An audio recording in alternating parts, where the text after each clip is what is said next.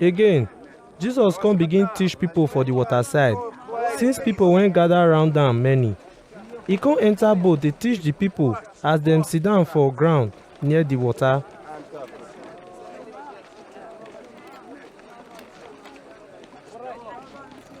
E come teach dem many things for parable say,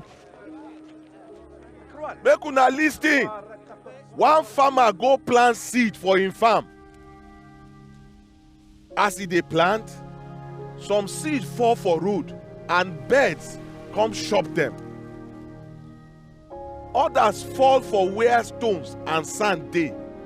Dem quick grow come out because good soil no dey there. When sun come out, e burn the plant. Because dem no get deep root, dem come die. Others fall for where shuku dey, and when dem grow come out, the shuku shook dem die. But others fall for better ground. Dem grow well, come bear other seeds. Some bear reach 30, some 60, and some 100.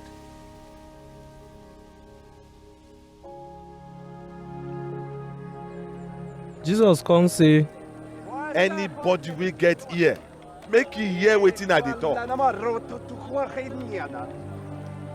when Jesus dey alone, people wen dey with am and him 12 disciples come ask am about the parable.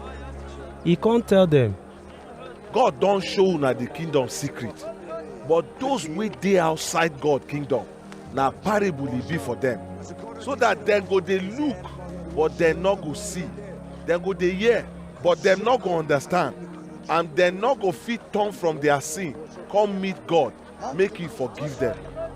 Jesus come ask dem, Una no understand this parable, then how una go take understand any other parable? Na God word the farmer dey plant. Some people be like the seed wey fall for road. Anytime dem hear God word, Satan go come thief am from dem quick.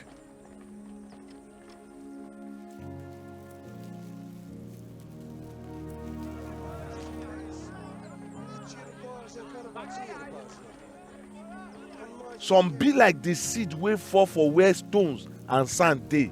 As dem hear God word, dem go receive am with happiness.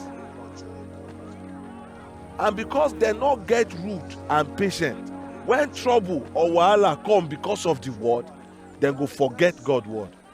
Others be like the seed wey fall for where shuku full. Dem hear the word, but trouble for life, big eye for money, and the way dem dey run follow other things go come block the word, and e no go bear anything for their life.